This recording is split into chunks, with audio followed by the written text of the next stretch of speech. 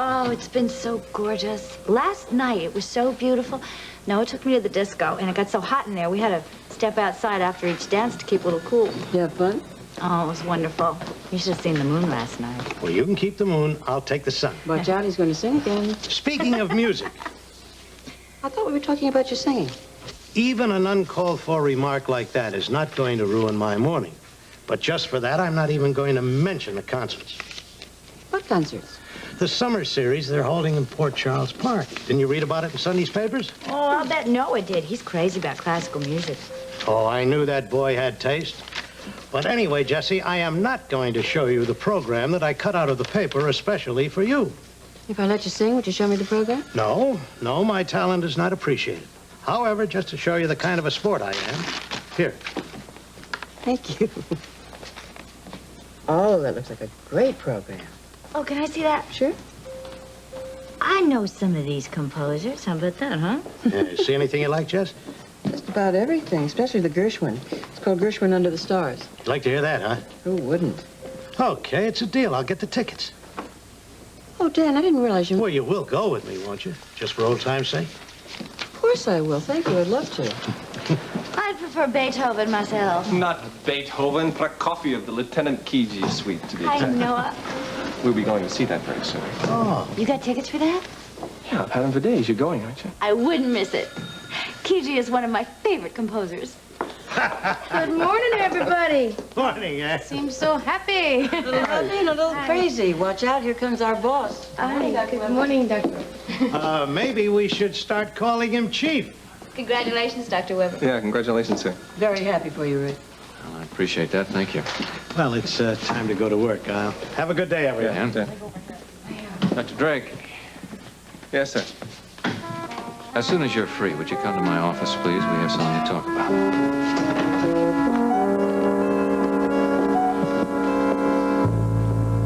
Lab on line 4B. Dr. Banks, call the lab on line 4B. You are not through for the day. Wish I was. I'm about ready to drop. Oh, Jim, you look fresh as a daisy. Yes, I wish I felt fresh as a daisy. We were out rather late last night, you know. It was worth it, wasn't it? I had a great time. Yeah, me too. Like the song says, could have danced all night. Could've danced all night. Well, it's a good thing I didn't because I had emergency surgery this morning. I know, little Karen Benko. I just read the report. Yeah, she's doing real well. She's a sweet little girl. Yeah, she's a sweetheart. She's been here 3 days and everybody's already in love with her. Uh-huh, and you, super doctor, did a terrific job. It says so right there. Yeah, thank you. The most important thing is that she's okay. Noah, what's the problem? No problem. Not with me, anyway. Apparently, our acting chief of staff is one with the problem. Why? With you? Did something go wrong? No, surgery went beautifully. Apparently, he's very upset with me. I've been summoned to his office to face the music. Why? You just did a fantastic operation on a little girl and saved her life. What's he upset about? Technicality. What technicality? It's rule book stuff, you know. It's just sometimes you just don't have time to read the book, you know. Don't worry about it. I'm not. Dr. Robert Troutman, OR staff. Dr. Robert Troutman, OR staff. Hi.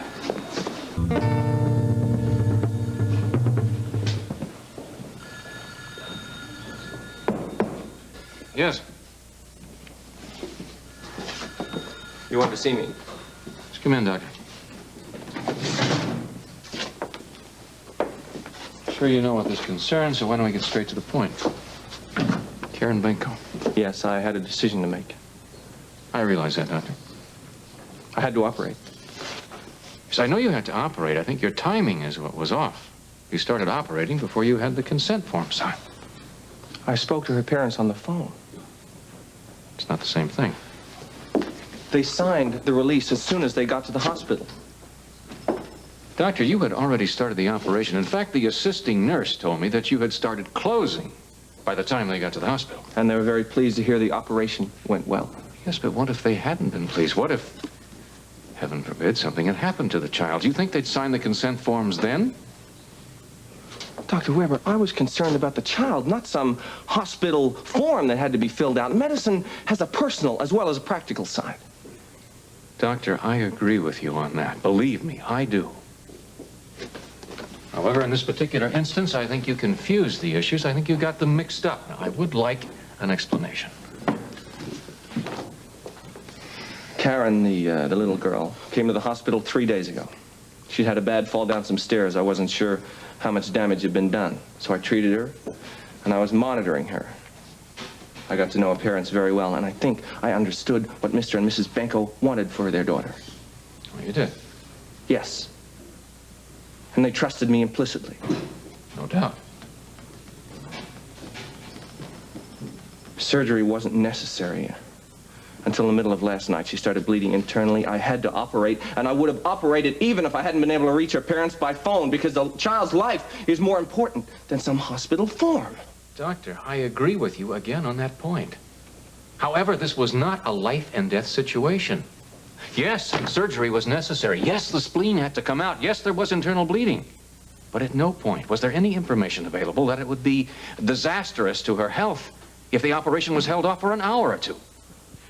Dr. Weber, with all due respect. Yes. She was my patient, and I am responsible for her. Doctor, the hospital is responsible no matter who operates.